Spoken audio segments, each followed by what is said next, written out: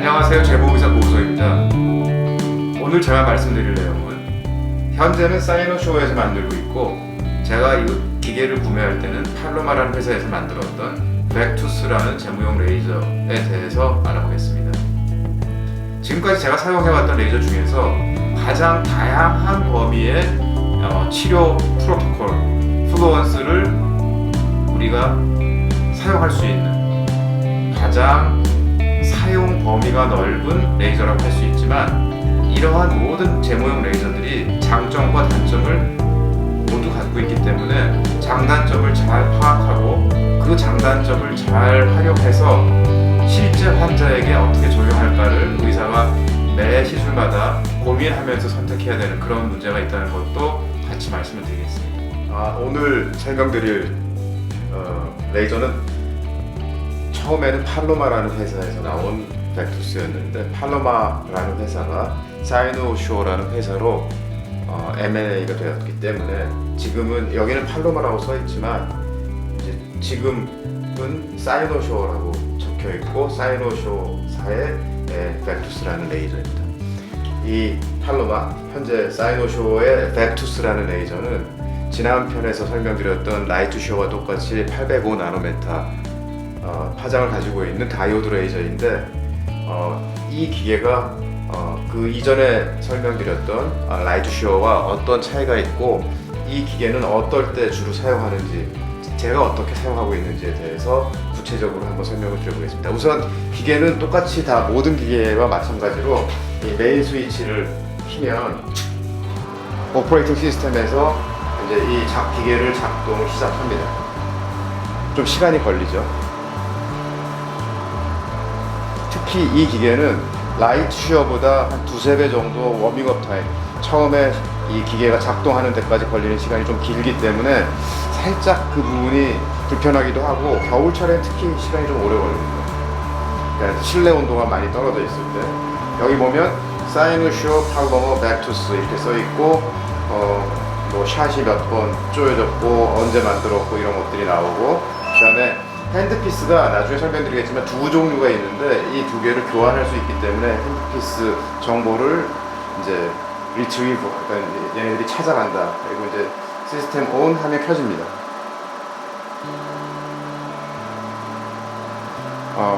비밀번호를 누르게 되죠.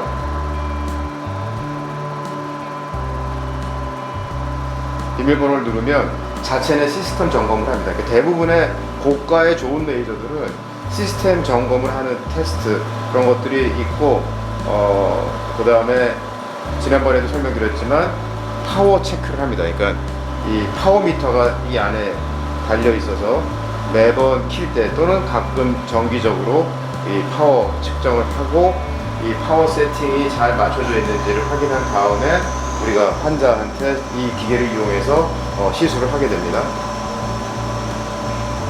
여기 보면 온도가 적당할 때까지 좀 기다리세요, 뭐 그런 얘기가 나오는데 이게 수분 걸릴 수 있다.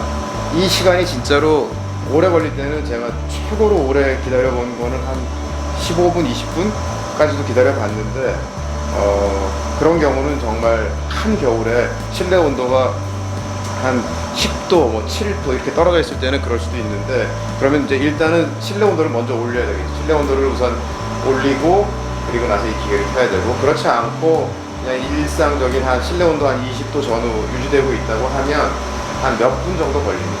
막 10분 이상씩 걸리지는 않는데, 아주 추운 경우에는 시간이 오래 걸리는 경우도 드물게 있다. 그 점이 이 기계를 사용하는 데 있어서 의사 입장에서는 상당히 불편하다 이렇게 느낄 때가 있습니다. 사실 환자 입장에서 기계 키는데 시간이 오래 걸리는 거 때문에 환자가 불편한 일은 그렇게 많지 않습니다. 그런데 미리 켜놓으면 되니까, 아니면은 뭐 좀 약간의 노력을 하면 어느 정도 해결이 되는데, 의사 입장에서는 갑자기 급하게 사용하고 싶을 때 빨리 켜지지 않으면 그만큼 시간 딜레이가 있고 효율이 떨어지고 병원 운영에 문제가 있기 때문에 이런 사소한 것도 기계를 구매할 때는 결점으로 작용하기도 합니다.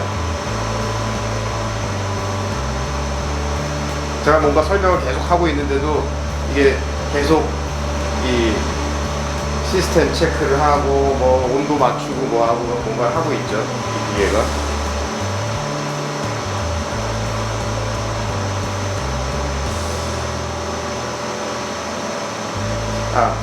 이 기계가 켜지는 동안 잠깐 핸드피스에 대해서 설명을 드리면, 여기 보시면 이 사파이어 팁 사이즈가 1.2 곱하기 1.2cm, 그러니까 지난번에 설명드렸던 디자이어의 XC 핸드피스와 똑같은 사이즈입니다. 그런데 차이점은 사파이어가 약간 이렇게 튀어나와 있어요, 사파이어 윈도우가.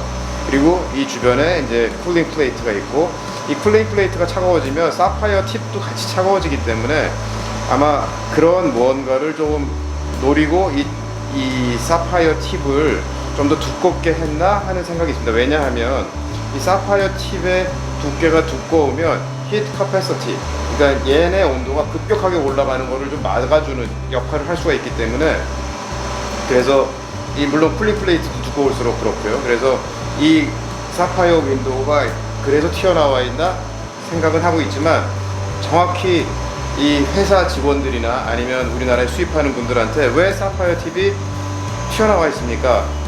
라고 물어봤을 때 정확하게 해답을 주는 분들은 아직까지 없었어요. 그냥 얘네들은 이렇게 만들었는데 아마 그 개발하는 그 과학자 입장에서는 이유가 있었겠죠.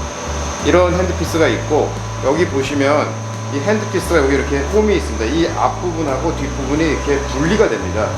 그래서 분리가 되면 앞에 거를 빼내고 여기 있는 조금 더 사이즈가 큰 이 넓은 사이즈의 팁을 여기다 옮겨 끼워서 스팟 사이즈를 바꿀 수가 있습니다. 일단 캘리브레이션 사인이 떴으니까 캘리브레이션을 해보겠습니다.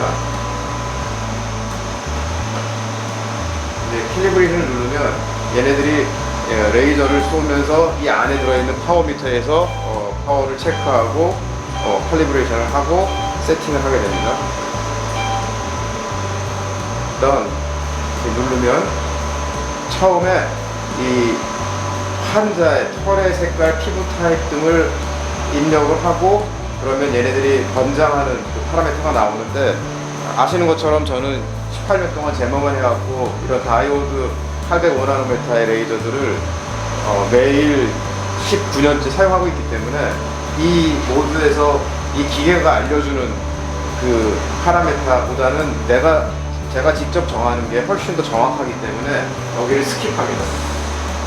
그래서 스킵을 누르면 이제 트리트먼트 모드로 넘어가서 이제 다른 기계와 마찬가지로 모양은 다 다르게 컨트롤 패널이 만들어져 있지만 퍼스트레이션 맞추고, 그 다음에 플루언스 단위 면적당 에너지를 맞추고, 그 다음에 속도 1초에 몇 번 나오느냐인데, 지금 슬로우는 0.5Hz니까 1초에 0.5Hz, 2초에 한 번 나오는 거죠. 미디움으로 하면 1초에 한 번 나오죠, 이 파라미터에서. 패스트로 하면 3Hz가 되는데, 실제로 이렇게 낮은 플루언스를 사용하지 않기 때문에 이걸 올려보면 우리가 보통 한 30J를 쓴다고 하면 이렇게 속도가 느려지는 걸 볼 수 있습니다. 그래서 어떤 기계를 설명할 때 우리 기계는 빨라요, 1초에 3번 나갑니다, 그러니까 시술을 빨리 할 수 있습니다, 이렇게 얘기하면 항상 그 말을 믿으시면 안 됩니다. 왜냐하면 낮은 에너지에서는 그렇게 나가지만 에너지를 우리가 사용하고 싶은 에너지로 올렸을 때는 실제적으로는 느려지게 됩니다. 왜냐하면 그 높은 에너지만큼 레이저 에너지를 만드는데 타임 갭, 시간이 필요하기 때문에 결국은 우리가 활용 가능한 플루언스, 단위 면적당 에너지에서 얼마만한 빠른 속도로 이 기계가 레이저를 빛을 쪼일 수 있느냐를 체크해야 되는데, 그거는 실제 사용해 본 사람이나 아니면 자기가 데모를 할 때 기계를 이해하고 조작을 해서 찾아볼 수밖에 없습니다. 어떤 브로셔나 어떤 홈페이지에도 그렇게 디테일한 걸 설명하는 경우는 없습니다. 저는 보통 이 기계를 40ms를 놓고 치료를 합니다. 이 기계를 제가 많이 사용하는 이유 중에 하나인데, 이 기계는 특이하게 퍼스트레이션을 40, 50, 60, 70, 80, 90, 100 이렇게 150 이렇게 막 조작을 계속 할 수 있어요. 근데 지난번에 설명드렸던 라이트시어는 30ms에서 그 다음이 선택할 수 있는 게 100ms예요. 그러니까 30 다음에 40, 50, 60, 70이 없는 거죠. 근데 이거는 40, 50을 선택할 수가 있어요. 그러니까 내가 40ms를 쓰고 싶으면 이 기계를 사용합니다. 50ms를 사용하고 싶을 때도 이 기계를 쓰고, 만약에 라이트쉐어가 소프트웨어가 달라서 40ms, 50ms도 사용할 수 있게 허가를 받았다고 하면 그것도 상당히 도움이 됐을 텐데, 우리가 어떤 기계를 KFDA나 한국의 FDA나 미국의 FDA나 C 유럽 인증을 받거나 할 때 우리가 의사들이 어떤 정도의 레인지에서 기계를 사용할지 정확히 다 분석을 하고 기계를 만드는 게 아닙니다. 의사들이 사용하다 보면 시간이 지나면서 전문가 집단, 이 기계를 정말 잘 이해하고 정말 잘 쓰고 새로운 파라메타를 찾아가는, 어떻게 하면 이 기계를 써서 더 좋은 치료를 할 수 있을까를 이해할 만큼 실력이 있는 의사들이 하나하나 찾아가는 과정이 필요합니다. 그런데 그런 거를 미리 다 예측하지 못했기 때문에 300ms 다음에 제모 정도, 헤어 리무벌에서는 100ms 정도 두 개만 있으면 충분하겠다 라고 생각을 한 것 같아요, 저 라이트쉐어에서는. 그런데 이제 이 기계는 그거보다는, 저거 기계보다는 이제 늦게 출시됐기 때문에 좀 그런 것들 펄스레이션도 좀 다양하게 세분화해야 되겠다라는 의견이 반영이 돼서 40ms, 50ms, 60ms, 70ms 등이 이제 가능한 거죠. 제가 제일 많이 사용하는, 이 기계에 있어서 많이 사용하는 레인지는 40ms에 한 20에서 20, 25, 30, 한 요 정도까지 사용합니다. 40 정도. 41, 2도 뭐 드물게는 사용하지만 그렇게까지 올라가는 경우는 극히 드물고, 한 20주 per 스퀘어 센티미터에서 40주 per 스퀘어 센티미터까지 피부 타입이나 부위에 따라서 털의 굵기나 밀도에 따라서 한 2배 정도 레인지 범위 내에서 선택해서 사용을 하는 거든지. 이렇게 되면 여기 레디를 누르면 레디가 되고, 가글을 쓰고 레이저를 이제 조이면 핸드피스, 여기 스위치를 한 번 더 눌러야 됩니다. 그러면 이제 이게 다 준비가 된 거고, 여기서 이렇게 레이저를 조이면 소리가 나면서 레이저 빛이 나가게 됩니다. 이렇게 연속해서 나가고, 속도를 좀 너무 빠르다고 느끼는 경우는 피부를 좀 보호해야 될 때가 있습니다. 피부를 보호해야 했다면 좀 속도를 늦춰야 됩니다. 좀 많이 느려졌죠? 더 늦추면 제가 아주 부작용이나 효과에 대해서 굵고 밀도가 높아서 신경을 써야 되겠다, 피부 타입도 좀 약간 검은색이고 그러면 그냥 이렇게 지금처럼 연속해서 쏘는 게 아니라 한 번 쏘고 기다립니다. 한 3초, 2초, 3초. 그 다음에 또 쏘고.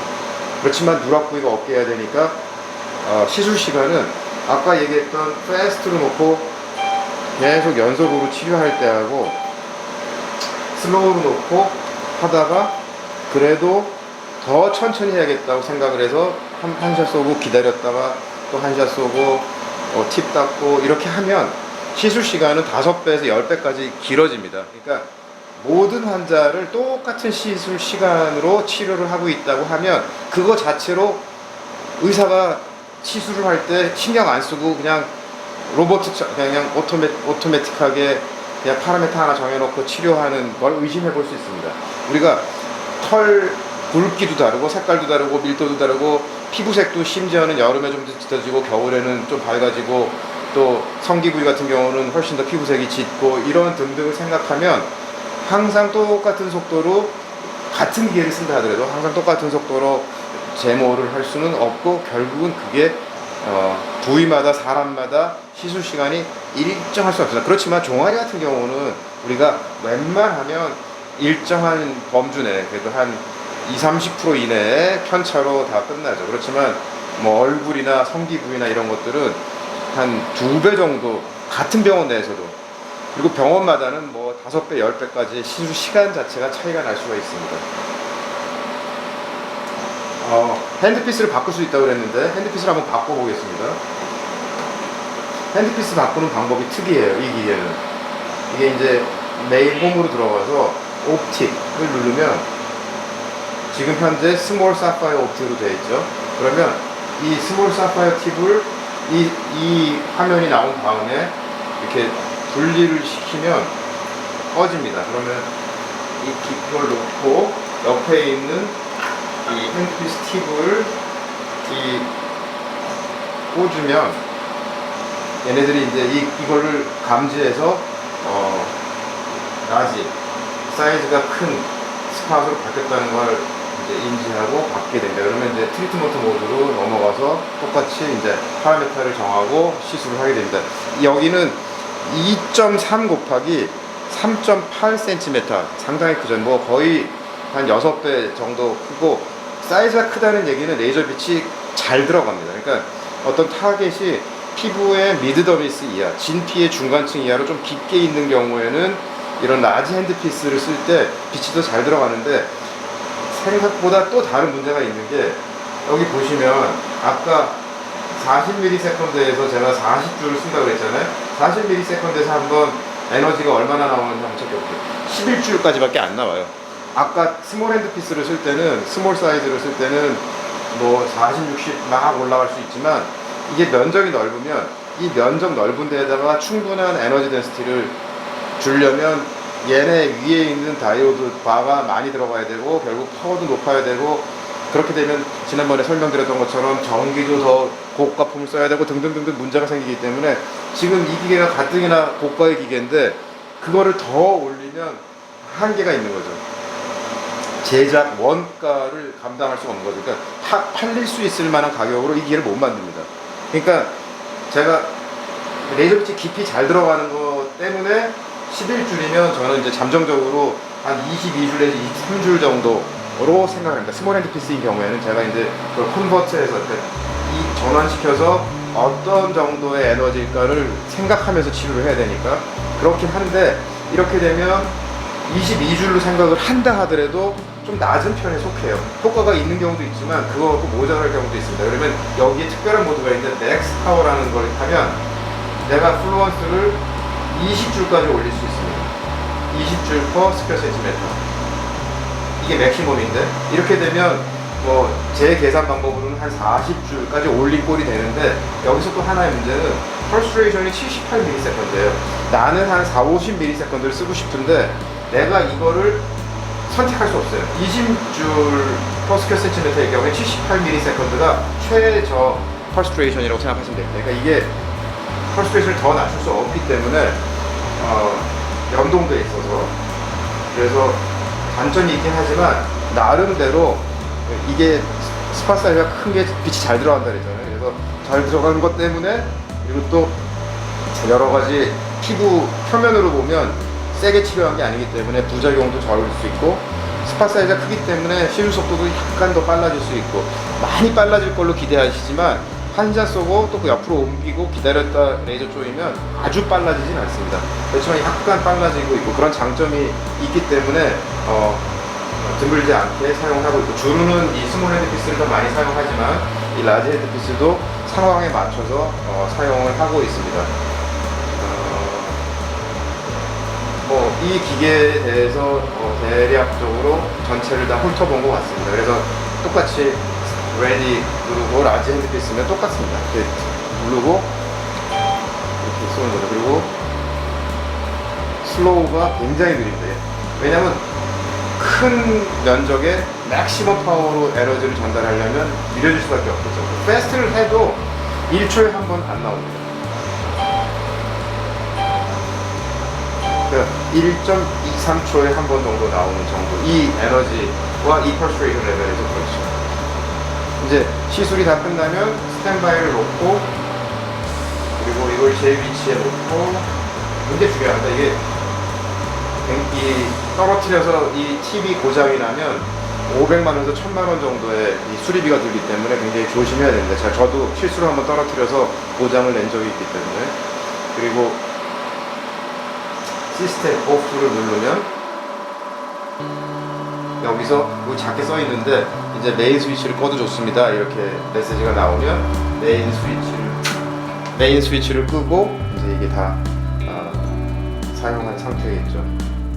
이 기계는 40ms, 50ms, 60ms를 쓸 수 있기 때문에 최적의 그 파라미터를 정해서 환자한테 효과적으로 도움이 되는 치료를 할 수 있는 장점이 있는 반면에, 이게 쿨링 시스템에 기능적인 문제는 없는데 내구 좀 있는 것 같아요. 이게 핸드피스 팁을 바꿀 수 있게 해놓은 게 그 쿨링 워터가 돌아갈 때 연결 부위에 실링이 뭐 문제가 있어서 트러블이 생긴다든가 또는 이 핸드피스가 조금 뜨거워지는 느낌이 있다든가 뭐 그런 것. 그리고 전체적으로 제가 이거를 한 4년 이상 썼는데 이 샷이 많이 한 1시간쯤 연속으로 쓰면 뭔가 조금 언스테이블한 듯한 그런 느낌도 약간 있습니다. 이건 제가 사용해본 유저 입장에서 얘기하는 것이고 뭐 과학적으로 얘기하는 게 아니기 때문에 이 회사 측에서 들으면 별로 좋아하지 않을지 모르겠지만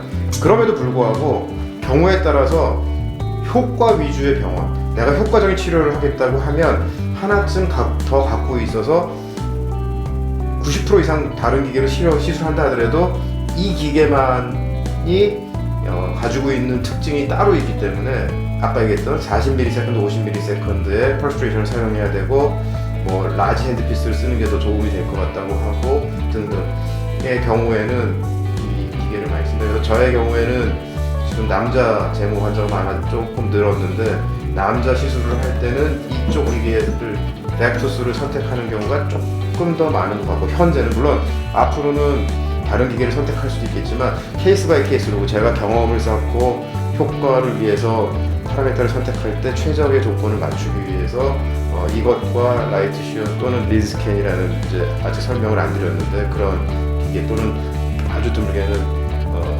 어드밴티지라는 기계도 사용하고 있고 그렇습니다. 이제 다이오드 레이저 2개를 설명했기 때문에 다음에는 알렉산드라이트나 롱펄스 엔디아그를 주 기능으로 가지고 있는 젠틀맥스 프로에 대해서 한번 설명을 해드리겠습니다. 오늘 벡투스라는 다이오드 레이저에 대해서 알아보았습니다.